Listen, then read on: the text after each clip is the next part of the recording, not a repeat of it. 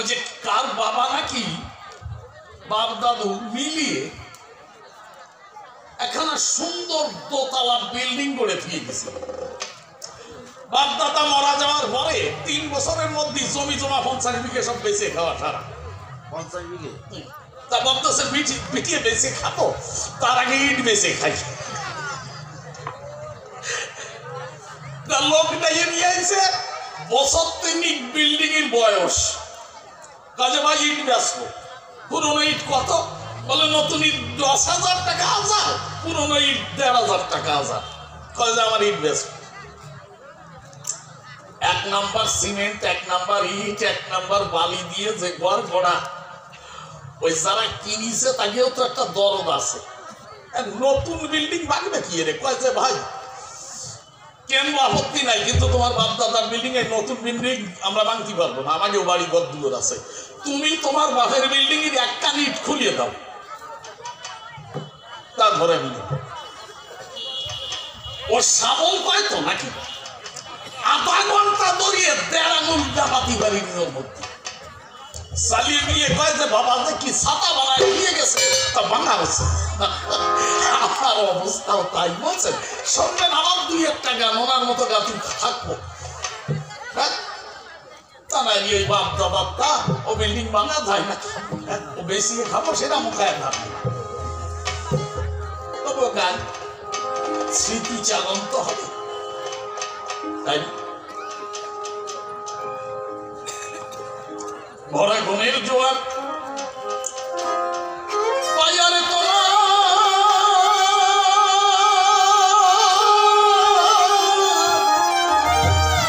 আরে ময়ূর পঙ্খী বাজারে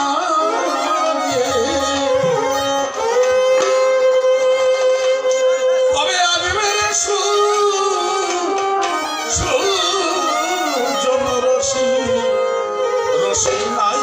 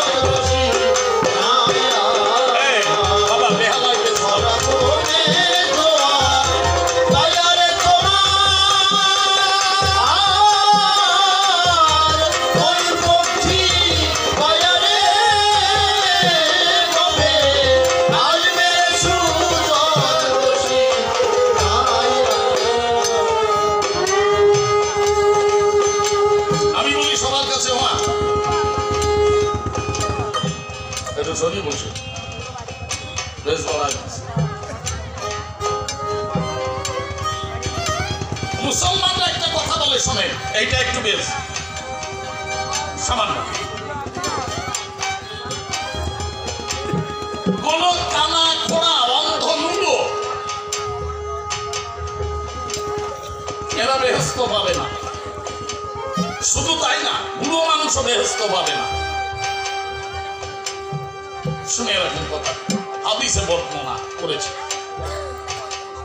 আসলে তারা একদিন বলেছে, একজন প্রশ্ন করেছে কানা খোড়া অন্তরগুলো বেহেস্ত পাবে না, কিন্তু বুড়ো মানুষ পাবে না কেন? প্রশ্ন আসে, জীবনে তো মানুষ বুড়ো হয়, বার্ধক্য এসে দেখা দেয়, তাহলে তারা বেহেস্ত পাবে না কেন?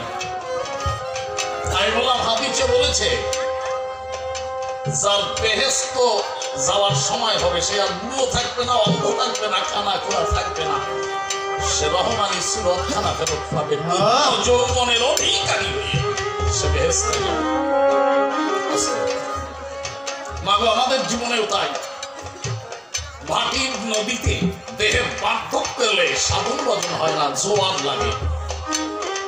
যৌবনে জোয়ার আসে, ওই সময় সাধন ভজনের সময়। কিন্তু ভাটির টান ধরলে বৃদ্ধ বয়সে আর জোয়ার না থাকলে সাধন ভজন হয় না। বিজয়বাবু বললেন বুড়ো বয়সেও জোয়ার সৃষ্টি করা যায়, সেটা যৌবনের জোয়ার নয়। জোয়ার ছাড়া তো সাধন ভজন হয় না, সেটা কিসের জোয়ার?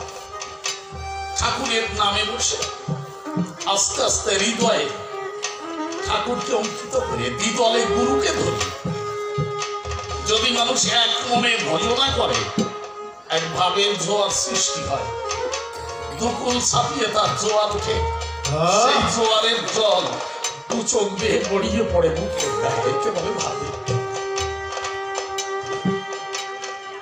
জোয়ার না এলে ভগবানের সাধন হয় না, কথাটা মনে। তাই বিজয় সরকার বললেন ভরা গুণের জোয়ার পাইয়ারে তোমার ময়ূর পঙ্খী বাইয়া কবে আসবে? আসবে রে সুজন রসিক নাই, আমার হারানো পরাণের ছন্দে আনন্দের গান গাইয়া কবে আসবে? আসবে রে সুজন রসিক।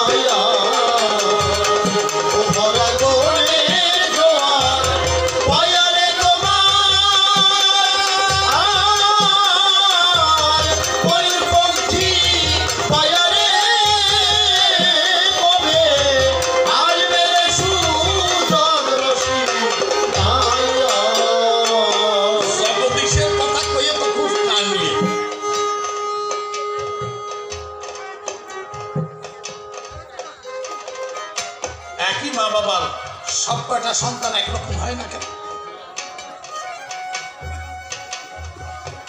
আবার কোন কোন মা হয়ে যায় রত্নগর্ভা। আজকে যাব না কবিগানটা হচ্ছে, ওনার দুটো ছেলে মেয়ে তো ডাক্তার নাকি, কেন জানে? শুনে রাখি। ভাবুক কবি বিজয় সরকারকে ওই মানুষটা বড় ভালোবাসত। আজকে এখানে ডাক্তারবাবু বলছিলেন এখানে তো আমরা কনসাল্টও দিতে দেব, কিন্তু দেয়নি কেন? আমার বাবা খুব কবিকে ভালোবাসে, আর বিজয় বাবুকে যে মানুষটা ভালোবাসে তার নামে জীবন ভাসিয়ে দিয়ে যে সন্তানের জন্ম হয় সেই সন্তান কখনো পিছনে পড়ে থাকতে পারে না। নিবেদিত প্রাণের সন্তান কখনো বিপদগামী হতে পারে। আর জগদীশের মা যে সন্তানের জন্ম দিয়েছিল অবিক্ষিত অবস্থায়, সে সন্তান ভালো হতে পারে। শুনবেন একটা ছোট্ট কথা বলি, কেমন হয় দেখেন। দেশ বরেণ্য চিত্তরঞ্জন দাস, ব্যারিস্টার সিআর দাস,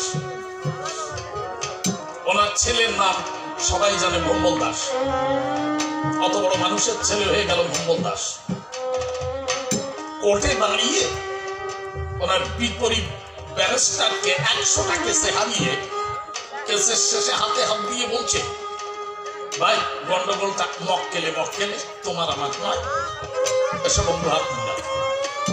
কিন্তু একটু খোঁচা দিলেন, হাতটা একটু চেপে ধরে বললো কি সিআর দাস যে বন্ধু একই সাথে ব্যারিস্টারি পাস করেছিলাম, তোমার ব্যারিস্টারি বন্ধ করা উচিত। বলে কেন? বলে আমার কাছে তুমি 100টা কেসে হেরে গেছো, এবার একটু লজ্জা করা উচিত। লোকটা কিছু সময় তাকালো, তাকাইয়ে বললো, চিত্তরঞ্জন কোর্টে তোমার কাছে 100টা কেসে হেরেছি। হেরে কি হয়েছে কেন? আমার জীবনে আমার লাভ হয়েছে। যতবার হেরেছি ঠাকুরের কাছে গিয়ে বলেছি, ঠাকুর চিত্তরঞ্জন আর আমি একই সাথে ব্যারিস্টারি পাস করেছি, কিন্তু আমি কোনোদিন যেতিনি, কিন্তু তোমার জন্য তো আমি ছাড়িনি। তবে কি সারা জীবনের পরাজয় হবে? প্রতিবার হেরেছি আর ঠাকুরের চরণে কেঁদেছি, তাতে লাভটা আমার জীবন যুদ্ধে জিতে গেছি। যেখানে তুমি হেরে গেছো, আমার 3টে ছেলে মুনসে, মানে বিচারকের প্রথম স্টেপ, আর তোমার একমাত্র ছেলে মঙ্গল দাস। সিয়ার দাস হাতটা ছেড়ে দিয়ে বাড়ির মধ্যে রওনা দিলেন। রাগে রাগে ঘরে ঢুকছে, তাকে মাতাল ছেলে বেরিয়ে আসছে, বলছে দাঁড়ান। বলছে সময় নেই বাবা, বন্ধুরা দাঁড়িয়ে আছে।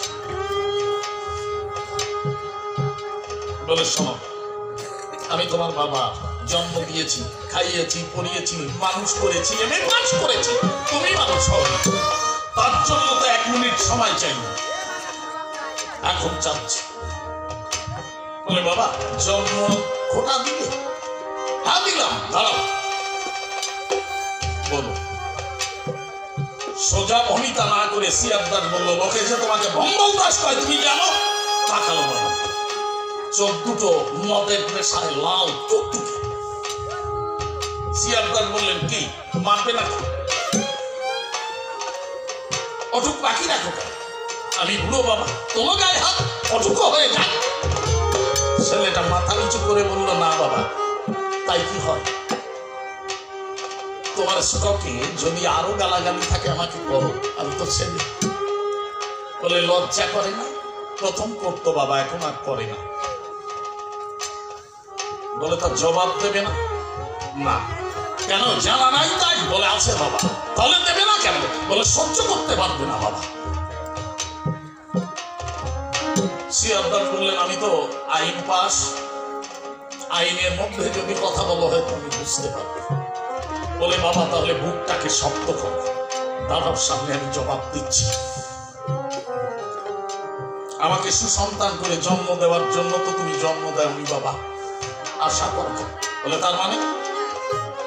বলে ভারতবর্ষ মহামানবের সাগরতী, কোন তীর্থস্থানে, কোন মন্দিরে, কোন সাধু গুরু বৈষ্ণবের চরণে গিয়ে কি আমার জন্য প্রার্থনা করেছিলে জন্মের আগে যে আমাকে একটা সুসন্তান দাও?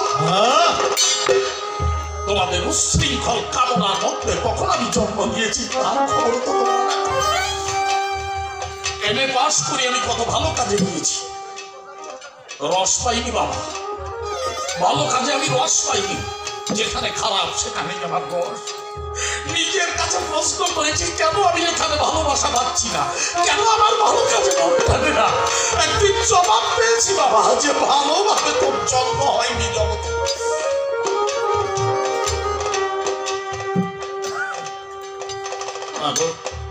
ঈশ্বরে নিবেদন করি, কোন সাধুগুরুর চরণে আত্মনিবেদন করি, যে মা বাবার সন্তান জন্ম দেয় তারা কখনো খারাপ হয় না, দুনিয়ায় বিপদে গেলেও ফিরে আসে। সত্য করে আমি একটু বলি, আমি মণিশঙ্কর, আমার প্রথম জীবনটা ভালো ছিল। একদিন আমি সরকার হলাম, কখন হলাম আমি জানি না। আমার বৃদ্ধা মা তখন ক্যান্সারে আক্রান্ত। বললো, মনি রে তুই কবি হয়েছিস কেন জানিস? বললাম না মা। বলে তুই তো ভগবানকে মানতিস না, আর যাত্রা গাইতিস, কবি শুনতিস না, কিন্তু আমার ইচ্ছা তুই তোর বাবার পথে যা। তাই কোন অনুষ্ঠানে কোন সাধুগুরু বৈষ্ণব এলে তাদের প্রণাম করে তাদের চরণগুলো আসলে নিয়ে আসতাম বাবা। দিনের বেলায় তোর মাথায় দিলে ঝেড়ে ফেলে দিতিস, তাই গভীর রাতের আধারে যখন ঘুমিয়ে পড়তিস আমি আমার প্রার্থনা করে তোর গায়ে আমি চরণগুলো ছড়িয়ে দিতাম। কথাটা আজ বুঝি করেছেন না?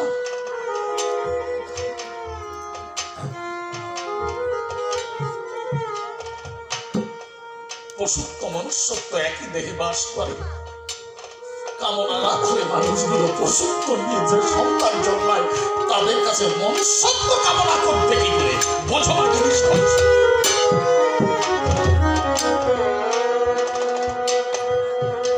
আর যারা মানুষ হয়, আগের মুলোরা বলতো মুলোর 2 পাতা দেখলি বোঝা যায় যে ওটা মুলো হবে না ফুল হবে।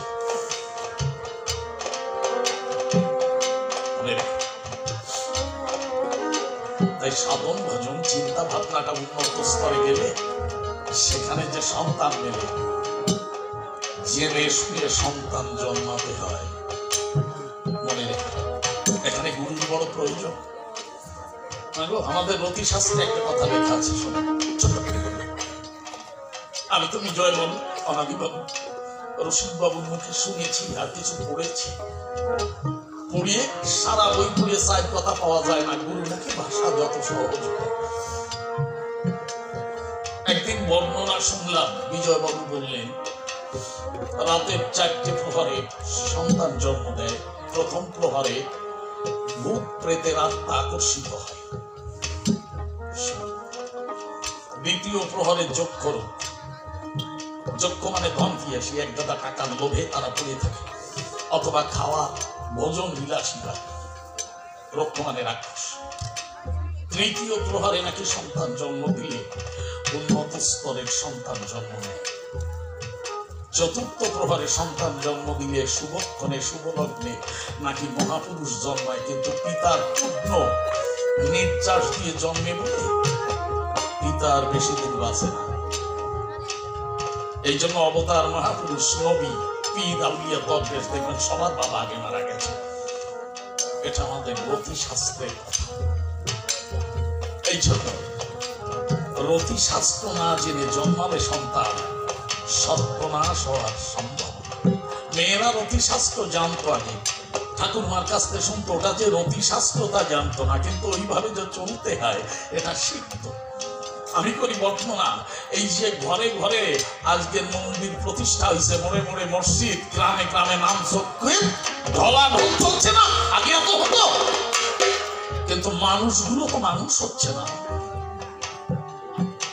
আর এত মন্দির ছিল না, এত মসজিদ ছিল না, এত নামযজ্ঞ ছিল না, মানুষগুলো কেন সুসন্তান যদি জন্মাতে বলতে পারে? তখন দীক্ষা ছিল, শিক্ষা ছিল, দেবতায় ভক্তি ছিল, প্রাণে ভয় ছিল। এই জন্য মনে করো বিবেচনা জিনিসে এগুলো না থাকলে হয় না। ধর্ম এমন একটা জিনিস, মন থেকে ধর্ম। কিন্তু আমার ধারণা কি জানেন, আমি নিজে একটা থিওরি বাঁচিয়েছি, সেটা হচ্ছে যার যা না থাকলে সে আর তাই থাকে না, তাই তার ধর্ম। মানে আগুন যদি পোড়াতে না পারে তাহলে সে আর আগুন থাকে না, জল যদি আর ভিজাতে না পারে তাহলে সে আর জল থাকে না, চোর যদি চুরি না করে সে আর চোর থাকে না। তাই বললাম যার যা না থাকলে সে আর তাই থাকে না, তাই তার ধর্ম। তাই মানুষের মনুষ্যত্ব হারা হলে সে মানুষ থাকে না, আর অমানুষের জন্ম দেয়া সন্তান কখনো মানুষ হয়ে জন্মায়। আর এই মনুষ্যত্ব বোধ আনতে গেলে একজনের উপদেশ শুনতে হয়। এই উপদেশক বা উপদেশ দাতাই হলেন গুরু। এখানে শ্রবণ গুরু আছে, দর্শন গুরু আছে, স্পর্শ গুরু আছে। এটা তো বিজয় বাবুর এরিয়া না। একটা ছোট্ট কথা বলি, আমাদের বাগেরহাটে সাহেবতলা বলে একটা জায়গা, ওখানে বিজয় বাবু গান গাইতে গিয়ে বিজয় দাস, কায়স্থ দাস, মায়েশ্ব দাস আর কবি আল্লাহ যেখানে যায় নামের সাথে মিল হলে নিতে হয়। কাদের ঘরে হাত দিয়ে বিজয় বাবু বলছে নিতে, অবিবাহিত যুবক ছেলে, অমিতে তোমার নাম বিজয় নাকি? আর তুমি আর আমি তো নিতে, নামে নামে মিল হলে নিতে বলে মুখের সাথে আলিঙ্গন দিয়ে সারিয়ে দিয়েছে। ওই শুক্লো কখানা হাড়ের পরশে লোকটা পাগল হয়ে গেছে, যেখানে বিজয় সরকার সেখানে যায়। ওরা মাহেশ্ব দাস তো উচ্চবর্ণের হিন্দু, বললো নমসুন্দরীর পাশ পাশ একটা কায়স্থ ছেলে করবে, এত ভালো কথা না, অবস্থাও তো বড়, এলাকার সবচেয়ে সুন্দরী দেখে বিয়ে দিছে, যাতে বিজয় সরকারের পাশ পাশ না করে। বাসর ঘরে ওই বিয়ের 3 দিন পরে বাসর ঘর, বাসর ঘরে স্ত্রীকে বলছে রাত 12টার পরে আমি একটু বাইরে যাব।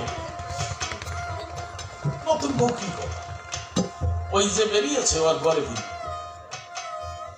বিজয় সরকার কোথায় সেখানে চলে গেছে। একবার মাত্র মিটিয়ে ডাকে, কি মধু ঝরা গান বুঝি। সকালবেলায় শূন্য বাসরে মন বসা, চোখের জলে বুক ভেসে যাচ্ছে, চোখগুলো লাল হয়ে গেছে। বিজয় দাসের বাবা এসে বলছে, বৌমা তুমি মেয়ে মানুষ তো? কেন বাবা? বলে শুনেছি কিন্তু মেয়েরা স্বামীকে জমের হাত থেকে ফিরাতে পারে, আর তোমার সুন্দরী দেখে বিয়ে দিলাম, তুমি একটা মানুষের কাছ থেকে ফিরাতে পারো। মেয়েটা কোনো কথা না বলে শ্বশুরকে প্রণাম দিয়ে ওই অবস্থায় রওনা দিয়েছে। যে শুনে তখন তো পায়ে হাঁটা পথ, আর মানুষগুলোর ধর্মবোধ ছিল, এত বড় পশুকে পরিণত হয়। যেখানে যায় শোনে গতদিন বিজয় সরকার গান গাইছে, আজকে নেই। এই করে ঘুরতে ঘুরতে 6 মাস পরে পরের বাড়ি চেয়ে খেয়ে এক বস্ত্রে, অনেক সময় স্নান নাই ঘুম নাই, 6 মাস পরে ডুম দিয়ে এসে হাজির। ওনার ওই জংসু পোকা দেখছেন এই পর্যন্ত। যেখানে বিজয় সরকার বসা, ওর পাশেই বসা বিজয় দাস। বিজয় সরকার যা করছে তাই করে শুনতেছে, আর ওনার সাথে মুখ নাড়াই ওই একই কথা করছে। পাগল হয়ে গেছে বিজয়, পাগল, পাগলে পাগল করেছে। এই সময় পুষ্কর পুষ্কর চুলের মেয়েটা এসে বিজয় সরকারকে প্রণাম দিয়েছে। বিজয় সরকার বলছে, সুখী হও মা। বিজয় দাসের যে প্রণাম দিছে, বিজয় সরকার যা কইছে তাই করছে, সুখী হও মা। জানে না তুমি মেয়েটা ঘুমটা খুলে পারে মানা, উনি যেন আমাকে মা বলেন না, খবরদার সরকার মশাই।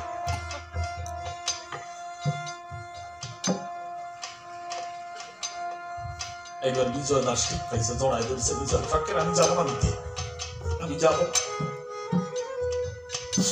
বিজয় দাসের স্ত্রী বলছে, আচ্ছা সরকার মশাই বলতে পারেন আমার মধ্যে কি কম আছে, আর আপনার মধ্যে কি আছে?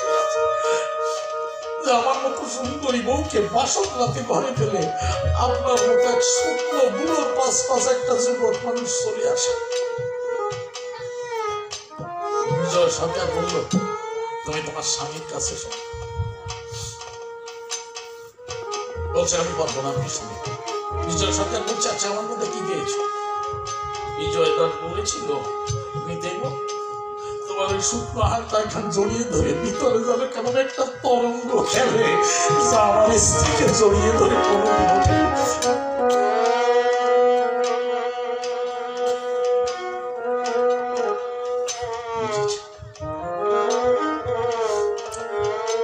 তাই মানুষের অন্তরে যখন ভগবান বাস করে,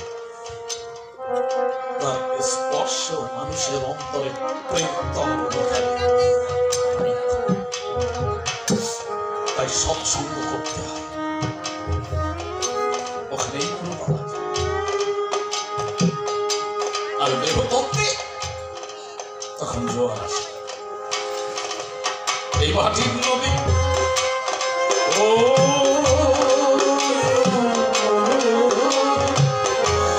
এই মাটির নদী জোয়ার পায়া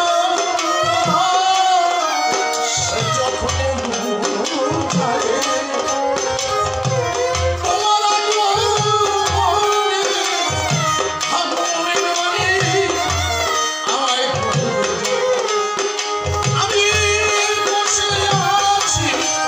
সেই ভালো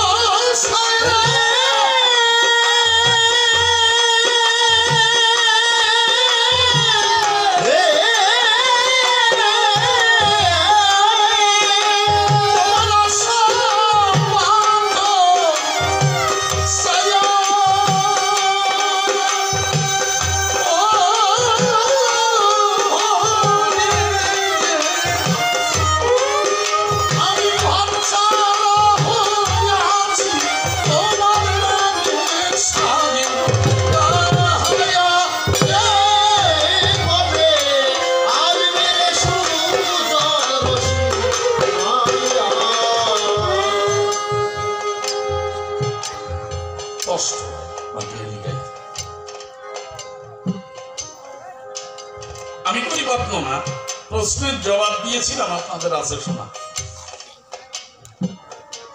হবে না। গল্প খান সাজাইছে শুনেছে, বুড়ির নাকি ওই বুড়ো যে করছে যে আরামজাদি সময় থাকতে করি না কেন, আরো 10টা জন্মায় ছাড়িয়ে দিতাম। বুদ্ধি আর বল বলে সেভিং অ্যাকাউন্টে পড়িয়ে 4 গুণ সুদ হয়েছে।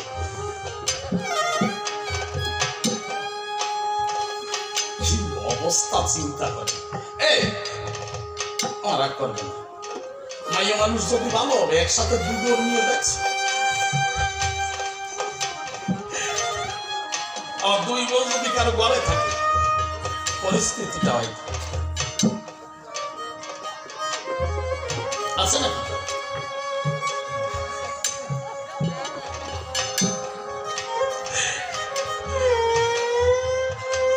বিজয় সরকার বলতো যে 2 বিয়েরা কেমন জ্বালা তা জানে ভারতবালা।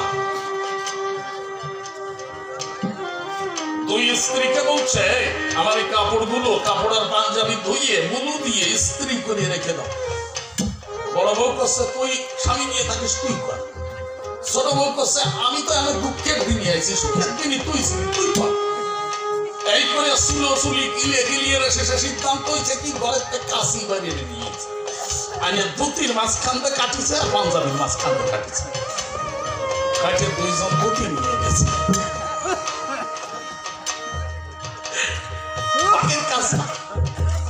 ও জিনিস যদি ভালো হয়, রসগোল্লা ভালো হলে একটা জায়গায় 2 খাবো, কোনো সমস্যা আছে? আর ও জিনিস যদি ভালো হবে একটা জায়গায় 2 নিয়ে দাও। পোষা পাখি পেয়ে কান্ত। ওনার আগের স্ত্রী বিনতি, বরিশালের মেয়ে, উনি আদর করে নাম দিয়েছিলেন, ওরা 2 বোন, বিনতি আর মিনতি।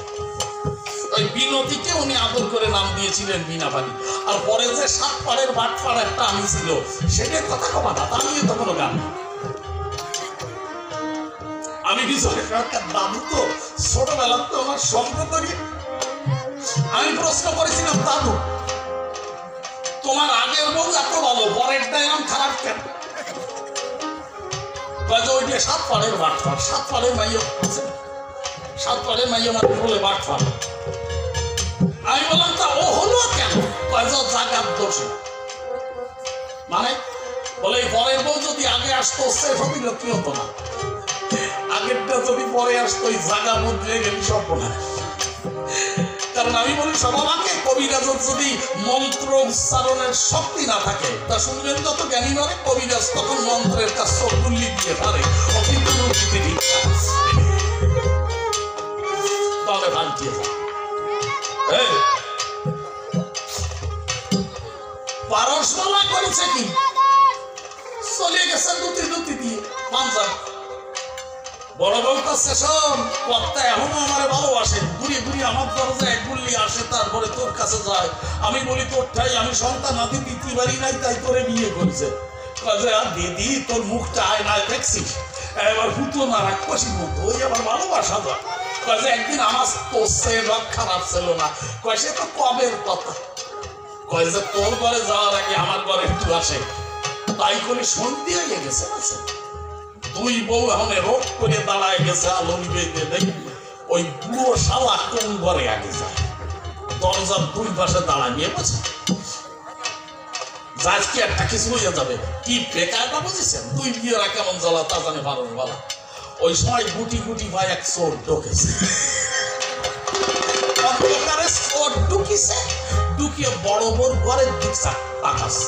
ছোট বউ অন্ধকারে বাদ দিছে, এই তো শালা ওই ঘরের দিক যাচ্ছে। যাও কনে কইয়া আত্মজ্ঞ করে উঠেছে। বড় বউ করে বিবেচনা, এই আমার ঘরে যাবে তুই খেয়াবি কেন? কই ওই আত্মজ্ঞ রাখি একবার ত্যাগ করেছে না, আর কোনো শব্দ নাই। এর মধ্যে 12 বেলা এসে কাজ দিছে, বাসুরে কাজটা নেই। আমার বৌমা কলের ধরে দাঁড়ায় আছে, বাসুরে এসে কাজ দেয় না যে আমি আইছি। যাও 12 বেলা বাড়িতে কাজ দিছে। ওরা চিন্তা করে মনের পাশে কর্তা তো বাড়ির পাশে, এটা কোনটা ধরিয়ে টানা কেন অন্ধ সারিয়ে দেওয়ার সাথেও ডবাস করে বলছে। পড়ার পরে নড়ার শক্তি নেই, ওরা তো লজ্জা পাইয়ে বাড়ি গেছে, পারসবালা অন্ধকারে আটিয়ে এসে বাদ দিছে কারেন্ট টাই চোরের ফ্যাটের পরে ভাড়া চলছে। ওরে বাবারে কই উঠেছে, তাই এই বাবারে করে কেটা বাড়ি তো কোনো পুরুষ মানুষ নেই, কয়েছে দাদা আমি চোর। পারসবালা কয় বর্তমান মারলাম না ধরলাম না, তুই চোর তা স্বীকার করতেছিস কেন? কয় প্রশ্নের জবাব পরে দেবানিস। তোমার 2 বউর 5 মিনিটের টানে আমার বুক ফাটিয়ে গেছে, আর জীবন করে এই টানাটানি তুই শুরু করলে এই জন্য অন্তরে করো বিবেচনা মনি, সংসার অত সোজা জায়গা না।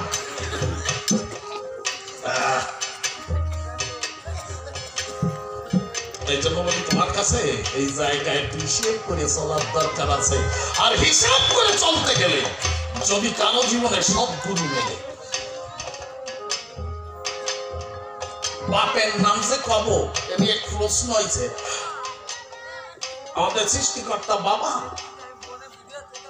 না সৃষ্টিকর্তা? এই বাবার দেয়া 4টে জিনিস, হাড় মাংস রক্ত মজ্জা। বাবার মাপ দেয়া 4টে, কি কি? নখ, ত্বক, দাঁত আর দেহের রোম।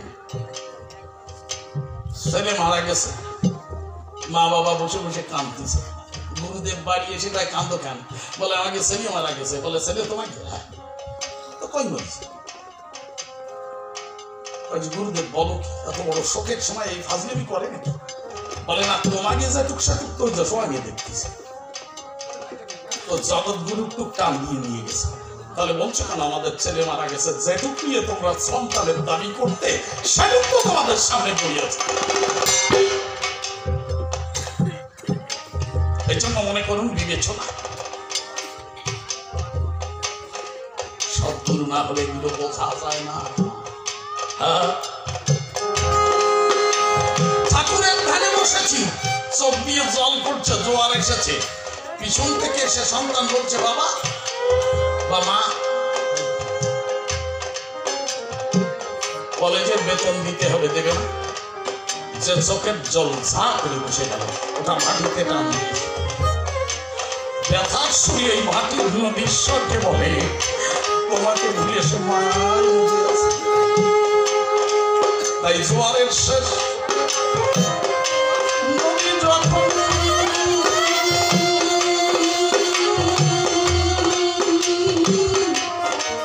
মাটির দিকে যায় বলে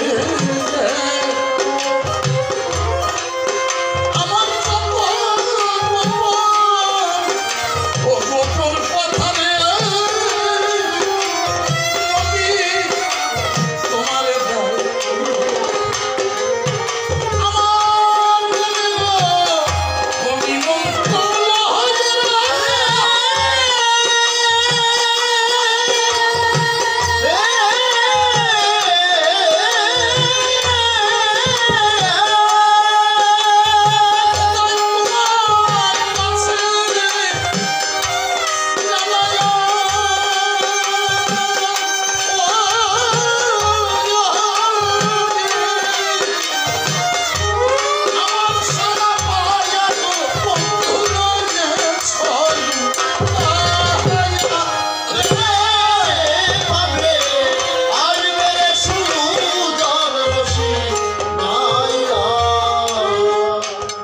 তোমার গিরিশ ঘোষ ছেলে যে জন্মাবা ওটা ছেলে না কর্মফল তুমি কি বোঝো? এই জগতে যারা সন্তান জন্ম দেয় সেটা ছেলে না কর্মফল হয়ে দাঁড়ায়, সারা জীবনের কর্মফল। এই কথা বলি হালদা, লক্ষ টাকার বাগান যেন ভাসিয়ে ছাগলে না খায়, সাবধান। লোকগুলো শুনছে, যদিও কষ্ট হয়, তবু ভক্ত শ্রোতা যখন শুনে আসরের গায়, কষ্ট হলেও গাইতে ইচ্ছে করে, বলতে ইচ্ছে করে। বর্ধমানের রমা প্রসাদ মিত্র জমিদার, অপূর্ব চেহারা তার, যখন জমিদারি আমল ছিল শোনেন, সকালবেলায় স্বাস্থ্যকে অটুট রাখতে ছড়ি ঘুরাইয়ে হরিণের চামড়ার ছবি পায়ে দিয়ে নদীর বাল দিয়ে প্রাতঃভ্রমণ করছে। এই সময় এক মুসি নদীর বাল দিয়ে ও আসতেছে। কেন আসতেছে না? জমিদার তো রাজার মতো আসছে না, আর ও এই কুচরাই একটু এরকম একটা মরা পশু পেলে চামড়া শুনে বিক্রি করে ছেলে মেয়েকে চালাবে, 7-8টা ছেলে মেয়ে। জমিদারের চোখে চোখে চোখ পড়ে গেছে, তাড়াতাড়ি চোখ নামাইয়ে না দেখার মান করে যাচ্ছে। জমিদার দাঁড়ায় আছে, কাছে আসার সাথে বলছে দাঁড়া, প্রণাম। এখন প্রণাম দিচ্ছিস, তুই ফাঁস কাটায় চলে যাচ্ছিস কেন? আমি তোর মালিক না, তুই আমার জমিদারিতে নিষ্কর প্রজাতি। চোখে চোখে চোখ পড়লো, চোখ টান দিয়ে সরে যাচ্ছিস কেন?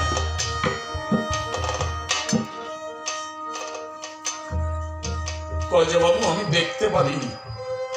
বলে তোর চোখ উপড়ে ফেল, গা কেচে কেচে লবণ দেবো। মরে যাবো বাবু, মরে যাবো, 4-5টা ছেলে মেয়ে আমার না খেয়ে মরে যাবে, আমি একমাত্র 10 জন খাবো। বলে সত্যি? চেয়ে দেখে জমিদার কোথাও কেউ নাই। বলছে সত্যি কথা বল, তুই যদি সত্যি কথা বলিস আমি তোকে ছেড়ে দেব। বল ছোট মুখে বড় কথা, বলে তুই বল। বলছে বাবু আমি শুনেছি যাদের ছেলে মেয়ে হয় না তাদের হাট কুড়িয়ে কয়, আপনার তো ছেলে মেয়ে নাই, ওই হাট কুড়িয়ে মুখ দেখে নাকি যাত্রা হয় না। কি মেজাজ খারাপ হয় মুসি যদি এই কথা। তুই আসছিস মুসি, তোর সুচি অসুচি নেই, তুই আমি আমার ছেলে মেয়ে নেই ভালো কথা, আমার মুখ দেখে তোর কিসের যাত্রা? বলে বাবু বসবেন না, অযাত্রা যদি হয় আর একটা চামড়া যদি না পাই, আমার মতো গরিব ঘরে কি দিয়ে সংসার চালাবে? জমিদার বললো যা চলে যা, সত্যি কথা বলেছিস তুই, যা চলে যা। মুসি বারবার প্রণাম করে চলে গেল। হাতের ছড়িটা ভাটির নদীতে ফেলে দিল জমিদার। গায়ের পোশাক টেনে ছিঁড়ে ফেলে হাতের সোনার আংটিগুলো নদীতে। গায়ের চোখ নিজের অঙ্গ সোনার বরং দেখে ভাবছে এই অঙ্গ নিয়ে আমি বাহাদুরি করি।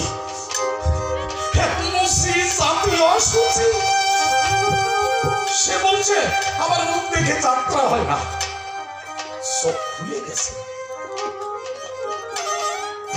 আর আমি থাকবো না। বনের মধ্যে প্রবেশ করে বাঘ ভাল্লুক দিয়ে আমার এই দেহটাকে খাওয়াই দেব। কিন্তু আমি করি বদ্ধ, মৃত্যু না এলে মানুষের কিন্তু মরণ হয় না।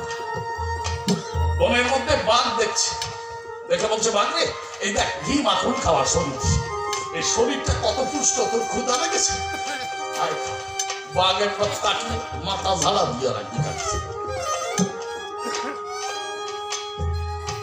ঢুকতে ঢুকতে গভীর বনে ঢুকিয়ে মাঝখানে থেকে বেশ খানিকটা জায়গা নিয়ে, কোনো গাছগাছালি নাই, মাঝখানে একটা অশ্বত গাছ, তার একটা শিকড় এতটুকু মোটা হয়ে মানুষের মতো হাত পা দিয়ে দাঁড়িয়ে আছে।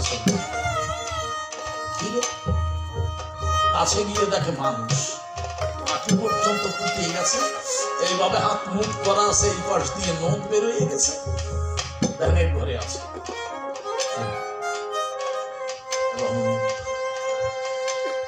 জীবিত না মৃত, ওই মহাসাধককে একটা প্রণাম দিই।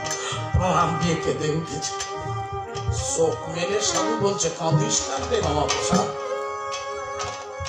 ঈশ্বর যা করেন মঙ্গলের জন্য করেন। বাবা তুমি জানো আমি ছেলে, বলে বাবা আমি যদি পাপ করে থাকি ঈশ্বর মঙ্গলের জন্য করে, তাহলে আমাকে পুত্র সব দিক, আমার সন্তান হয়ে মারা যাক চোখের সামনে, তবুও তো এই দেহটা হাত তুলে গেল চলবে না, মারা যাক আমার সন্তান। বলে মারা গেলে হবে, একটা ফুল এনে যা, এই ফুলটা নিয়ে পথে যেতে কারোর সাথে কথা বলবি না, আবার মা জননীর নাভিমূলে ছোঁয়াইয়ে জোয়ারের নদীতে ফেলে যত সময় ফুলটা না ফেলবি কথা বলবি না।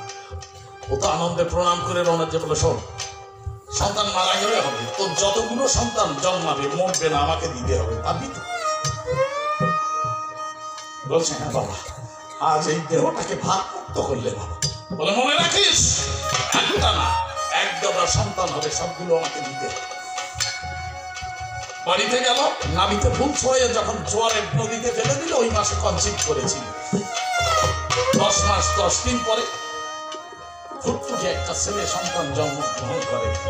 7 দিনের দিন ওই সুতিকা ঘরে এসে সাধুর হাত ধরা, আনন্দে নাচতে নাচতে সন্তানকে কোলে দিয়ে বলে, বাবা আমার দেহকে বাঁচাইছে।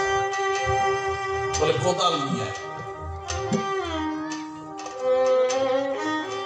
মেয়েটাকে বলছে, তুই আসিস, কোদাল নিয়ে। কুরবানি গিয়ে বলছে, গর্ত কর।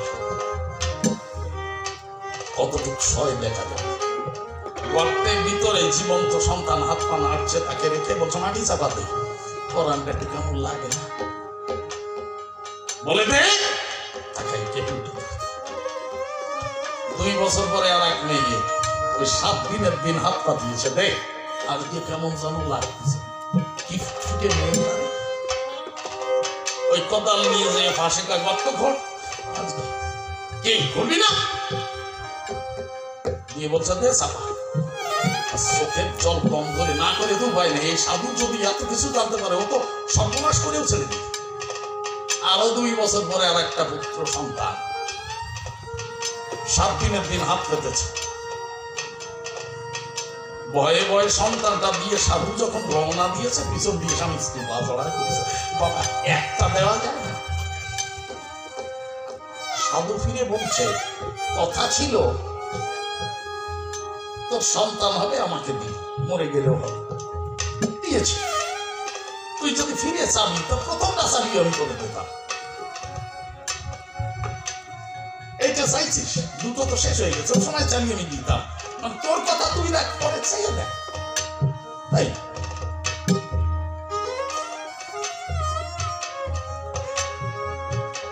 আনন্দে বিহবল হয়ে গেছে। বারবার প্রণাম করছে, বলে, দাঁড়া, কোদাল নিয়ে। বাবা বলে, ছেলেটাকে ওর মার হাতে দিয়ে তুই কোদাল নিয়ে। ছেলে তো কোদাল নিয়ে বলছে, ওই কবর খোল। খুঁড়ে দেখে মাটির তলে ওরা বেড়ে গেছে, মরিনি। সব কমণ্ডল হতে জল নিয়ে মন্ত্রপুত জল ছিটাইয়ে দিয়েছে। হাত ধরে সাধু টেনে তুলে সরে গেল। আগের ছেলেটা এসে প্রণাম করলো, মেয়েটা এসে প্রণাম করলো, আবার ওই কবরের ভিতরে যেয়ে দাঁড়া। ছেলেটাকে বলছে, আমাকে প্রণাম করলি, তোর বাবাকে করলি না? ছেলেটা বলছে, বাবা আপনি তো সবই জানেন, বৃথা প্রশ্ন করছেন কেন? আমার বাবা না, ওর রসে তুই জন্মেছিস, বল বল তোর মুখ দিয়ে শোন। বলছে, আমি ওর সন্তান না, আমি ওর কর্মফল। তার মানে ও সারা জীবন মানুষ ঠকাই এই জমিদারি বাড়াইছে, সে কর্মফল যদি আমি জন্মগ্রহণ করেছি। কেন? বলে, আমার ইচ্ছা ছিল ওর গায়ের শক্তি যেদিন শেষ হবে, বুড়ো হয়ে যাবে, ও যেভাবে ফাঁকি দিয়ে সম্পত্তি করেছে, ওইভাবে তার জুলো খেলে আমি চোখের সামনে সব উড়ে দেবো, তুমি করতে দিলে না। মেয়েটা বলছে, তুই কে? বলে, আমি সমস্ত মেয়ের দীর্ঘ নিঃশ্বাস। যত নারীর সর্বনাশ করেছে যৌবনের তাপ থেকে, আমি তাদের দীর্ঘ নিঃশ্বাস হয়ে জন্মাইছে। তুই কি করতিস? বলে, বুড়ো বয়সে ক্ষমতা কমে গেলে আমি এমন ভাবে চলাফেরা করতাম, ওর মুখে চুলকানি পড়তো, তুমি হতে দিলে না। সাধু বলছে, কোলের আরো খারাপ, বক্করি বলছে। জগতে এই কর্মফল জন্মায় না, কজনের সন্তান পাবে। ঘরে ঘরে দেখেন, বাপ মার উদ্দেশ্যে কজন কাজ করে, কজন বাবা মার সাথে সম্পর্ক রাখতে, এটা হচ্ছে কর্মফল। মিষ্টি কুল খাইছে না, বাজার থেকে মিষ্টি কুল খেয়ে ওর বীজটা রোপণ করে দেবেন। ওই গাছ হবে, বড় হবে। এবার ওতে যখন কুল ধরবে গালে দিয়ে দেখবেন খসকে বলবে, মুখ বিকৃত হয়ে যায়। কেন জানেন? এইবার ওতে কুল ধরা সেটা দেন, দিয়ে উপযুক্ত কুলের কলম লাগান, শাল কলম হোক এমনি কলম হোক।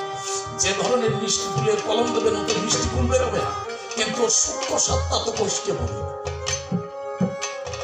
কলমের জোরে হচ্ছে, দেখছেন? আবার ওই বীজ রোবেন, ওই খসকে বড়ই পাবেন। আবার শাল কলম দেবেন, আবার মিষ্টি হবে। কিন্তু খসকে সত্তা কিন্তু যায় না। তাই আমি বলি কাব্য সবাই শোনো, গিরিশ কামনার নিম্ন বীজে মানুষ জন্মায়, গুরুর শাল কলমে তার মিষ্টত্ব প্রকাশ পায়। পিতৃ পরিচয় দিতে হলেও গুরুর বড় প্রয়োজন। নিবেদন সবার জন্য। আমার বংশের মধ্যে আমি কম শিক্ষিত, আমার দুটো ভাই আরো শিক্ষিত, ডাবল এমএ দুইজন। আমার বৌমতা দিদি আর কি। ওরা যদি এখানে দাঁড়ায় আপনারা চিনবেন। রসিক সরকারের আরো দুটো ভাই ছিল, তারা এসে যদি দাঁড়ায় চিনত।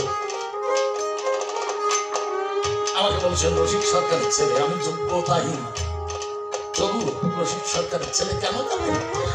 সদ্গুরু অনাদি সরকারের কৃপায় আমরা একজন সদ্গুরু পেয়েছিলাম জীবনে, তাই বাবার পরিচয় আমাদের বিজয় বাবুর মতো সদ্গুরু পেয়ে রসিক সরকার জগৎ বিখ্যাত, আর দুটো ভাই ভাই।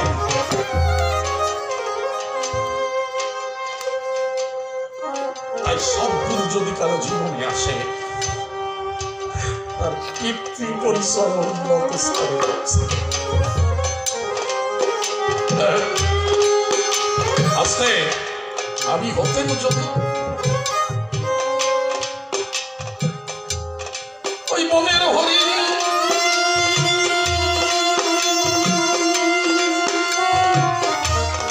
তারে খুঁজিতাম জঙ্গলে, আর বিন হলে তালাশ করতাম জলে। আমি খুঁজে দেখতাম পাখি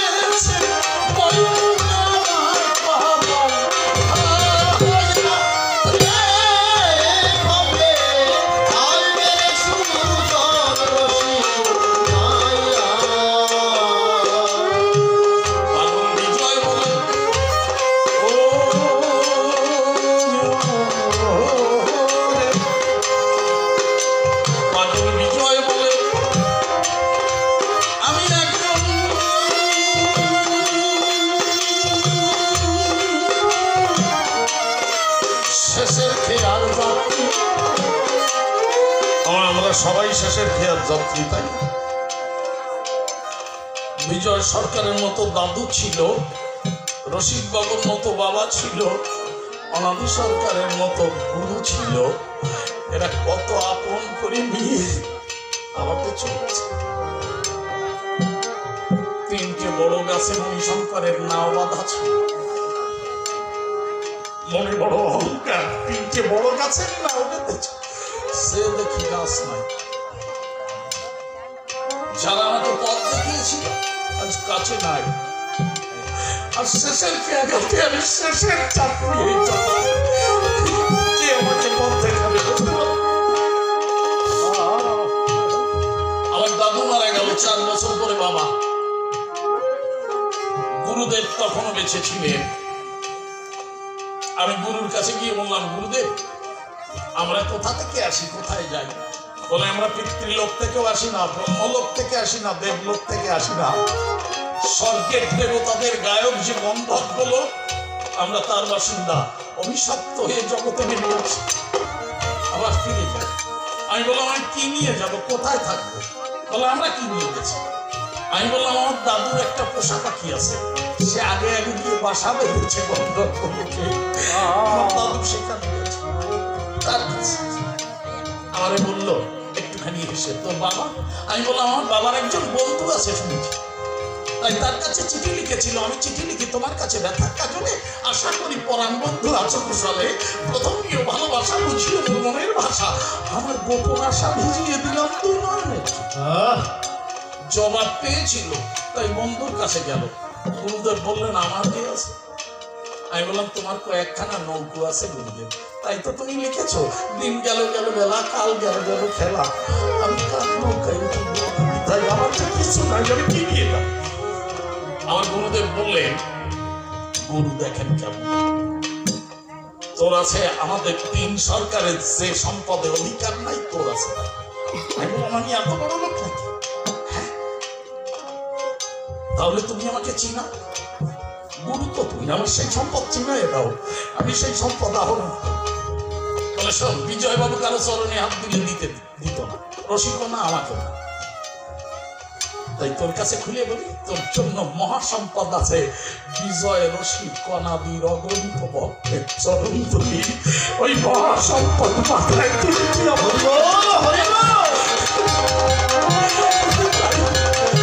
আপনাদের কাছে আমার গুরুদেব বলেছে আমার মহাসম্পদ নাকি আপনাদের চরণের জমা পড়ে আছে, আপনারা কথা নেবেন, আমার সম্পদ আমাকে ফিরাইয়ে দিয়ে আমার বাপ দাদার গুরুদেবের কাছে পাঠাইয়ে দেবেন, আমার একান্ত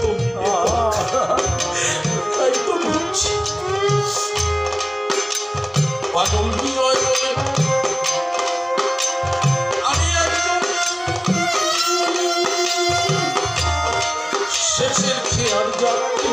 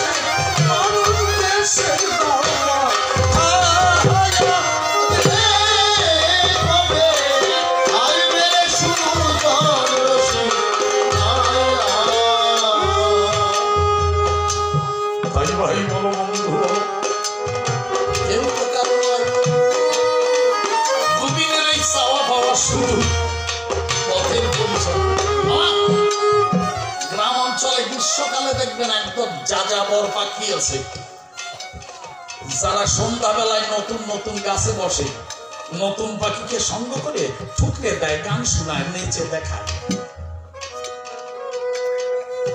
এটা দেখে মনে হয় কতকালে চেনা যেন ওই পাখিটা, কিন্তু পরের দিন খাবারের সন্ধানে যে যার মতো উড়িয়ে যায়, আবার গিয়ে বসে নতুন গাছের গায়ে, নতুন সাথী পায়, এদের গান শোনা, আবার সকাল হলে নিয়ে যায়। তেমনি গীতায় বলেছে আজ আকাশ জোড়া গাছের গোড়া, জগৎ জোড়া ডাল, শুনবেন যত জ্ঞানী দলে, এই সংসার বৃক্ষের ডালে নারী পুরুষ দুটি পাখি আছে বর্তমান, এদের ভালোবাসাবাসি কতক্ষণ জীবনের পরিসমাপ্তি না হয় ততক্ষণ। আমি বলি সবার বলে জীবনের পরিসমাপ্তি ঘটে গেলে পাখির মতো ডানা মেলে যে যারা পথে হয় না ভগবান, এ কথা সবার জানা। ভাই বলেন, বন্ধু বলেন, স্ত্রী বলেন, স্বামী বলেন, কেউ কারো জন্য